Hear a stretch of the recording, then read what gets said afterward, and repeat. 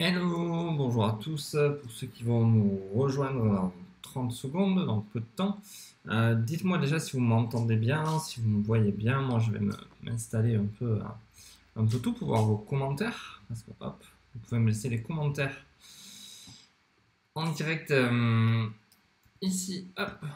Et moi, je pourrais savoir en fait si tout se passe bien, si vous m'entendez bien, si tout va bien. Je vais vous parler en fait de une ou deux petites choses en fait toutes simples que je voulais aborder avec vous. Je vais déjà aborder une interview en fait que j'ai faite avec Fred Marie.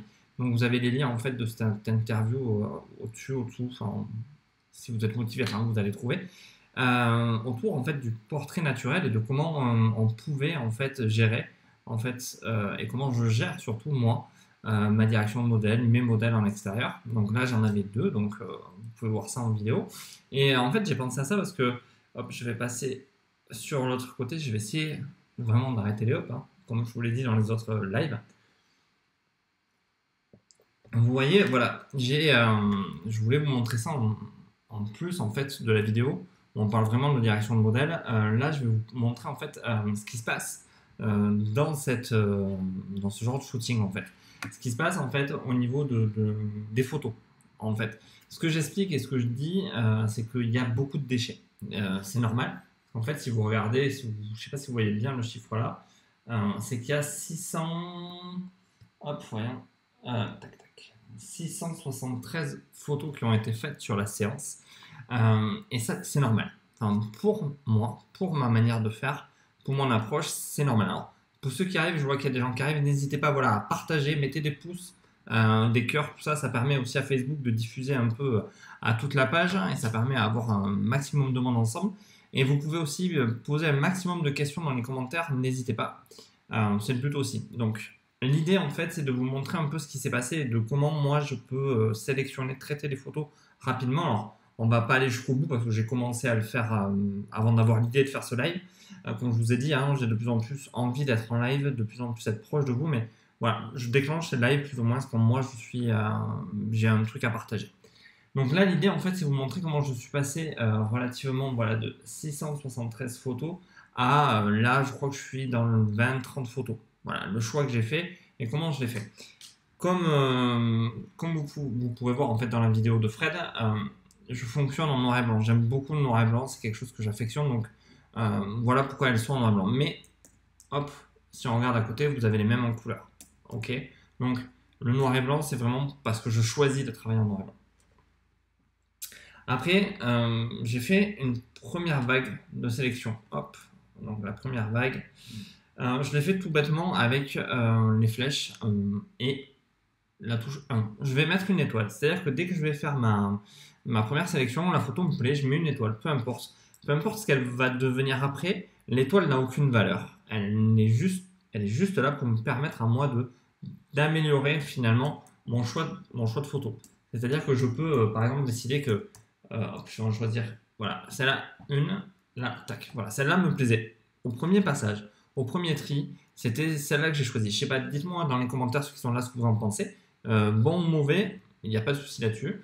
Voilà, je me suis arrêté sur ça là, il y a eu un truc, je sais pas pourquoi. La photo m'a plu, j'ai bloqué là-dessus, donc j'ai fait OK. Boum.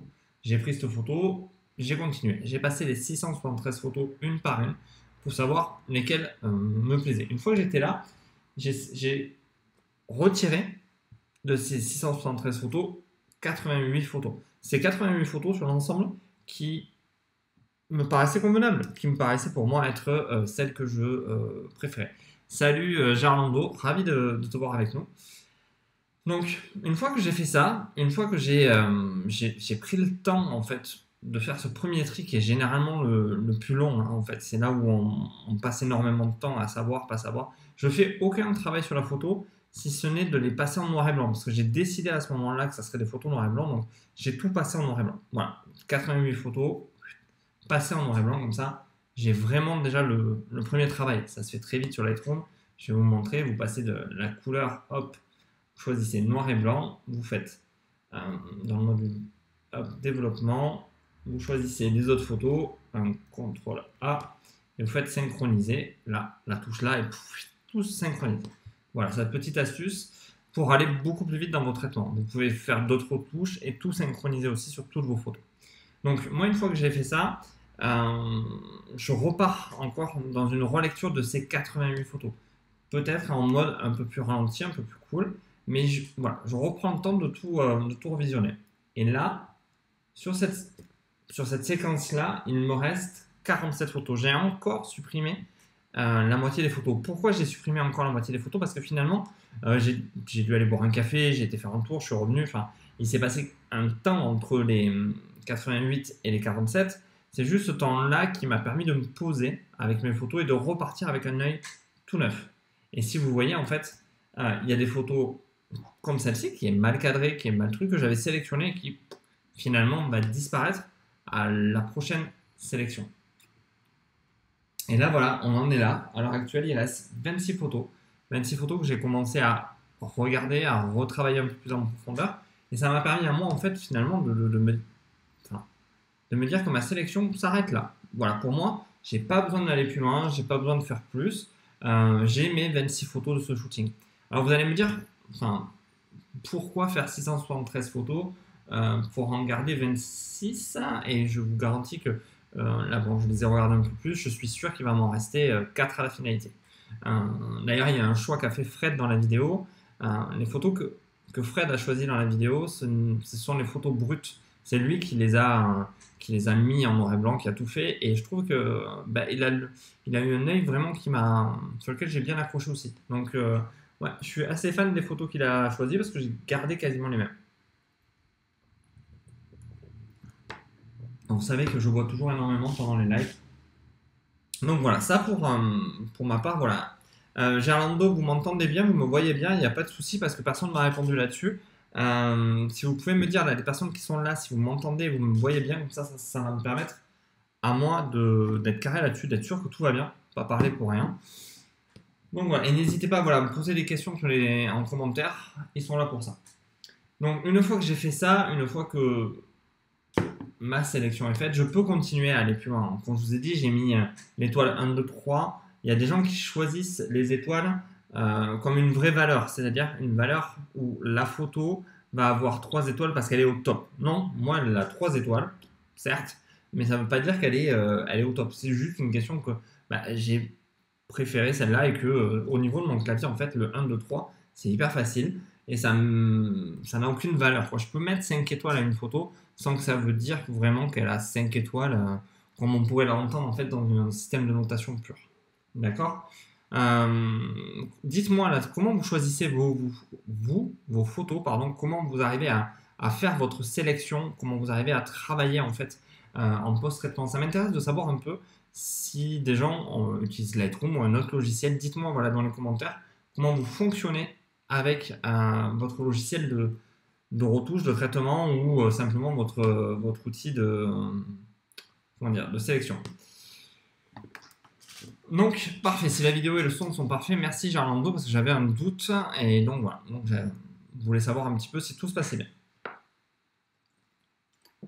Donc, pour ceux qui ne l'ont pas vu, je vous invite vraiment à aller voir la vidéo et écouter le podcast. Aussi, Fred fait des podcasts où il y a une interview entière en fait de moi où j'explique comment je fonctionne.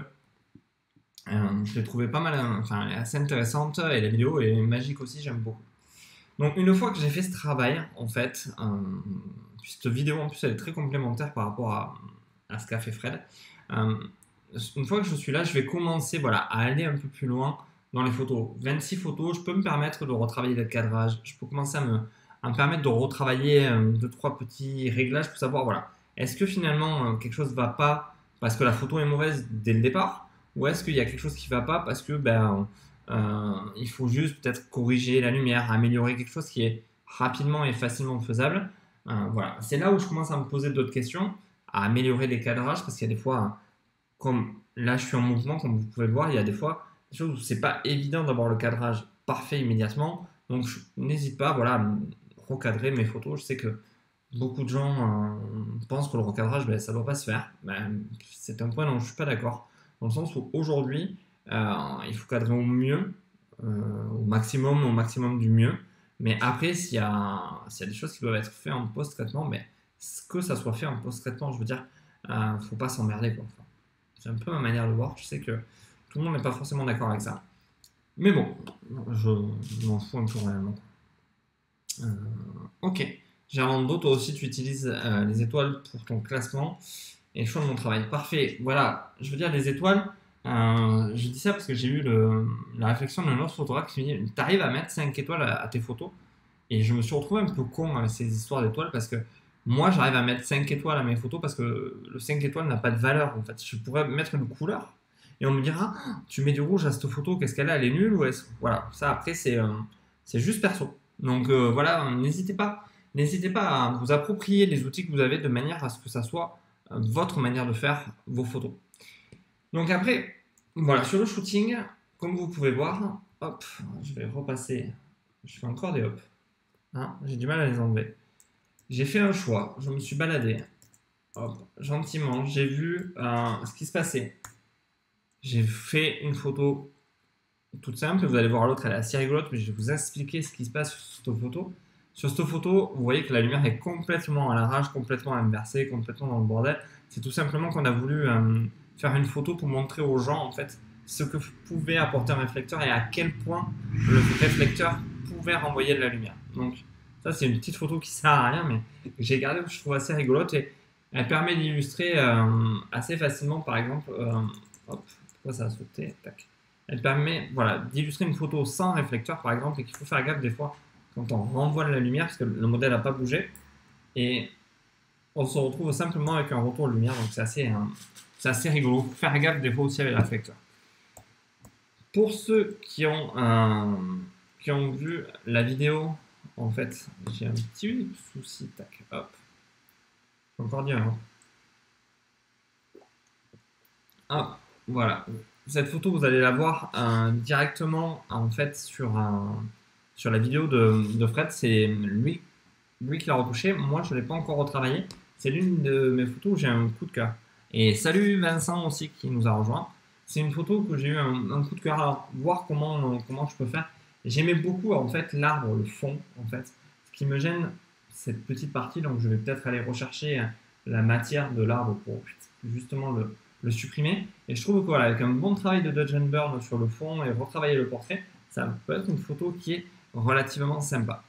Donc tout ça pour vous dire que la direction de modèle en extérieur, quand vous avez plusieurs modèles, mais même si vous avez un seul modèle, prenez le temps en fait de travailler avec vos modèles, prenez le temps de vous balader, de discuter, d'échanger avec elles pour pouvoir réellement avoir de super portraits. Donc voilà, donc j'ai un autre petit point à aborder avec vous avant que tout ça se termine, parce que je voulais faire un peu le point avec vous. Vous allez voir, il y a, je crois que je l'ai mis dans la description, vous allez voir, on a une idée avec Fred en fait de monter quelque chose pour vous apporter vraiment de la valeur, surtout pour les gens qui vont vouloir peut-être aller plus loin dans la photo, voire se professionnaliser ou pas, enfin des tas de choses qui sont un peu plus poussées que ce qu'on peut voir d'habitude. Et donc on a mis un petit sondage, un petit Google Form que vous allez trouver dans la description autour de vous. Je vais vous inviter à aller y répondre pour nous apporter vraiment vos questions. Ça prend 1 minute top chrono, quoi, je crois. 1 ou 2 minutes, on l'a mesuré. Et vraiment, voilà, ça va nous apporter énormément de choses. Ça va nous permettre de vraiment construire un projet et d'avancer pour vous, vraiment pour vous apporter un max de valeur et pas simplement que de la formation photo, on va dire, basique. On va même aller beaucoup plus loin, je pense. Donc, n'hésitez pas à y répondre. Ça va nous permettre ça va nous aider. Ça va nous permettre d'aller beaucoup plus loin et beaucoup plus vite. Donc, merci déjà à tous ceux qui ont répondu. Et merci à tous ceux qui vont y répondre. Donc voilà, n'hésitez pas en commentaire pour ceux qui vont voir le replay, parce que je sais que j'ai fait une petite vidéo comme ça rapidement. Et j'ai un qui me dit, oui, moi j'ai vu la vidéo.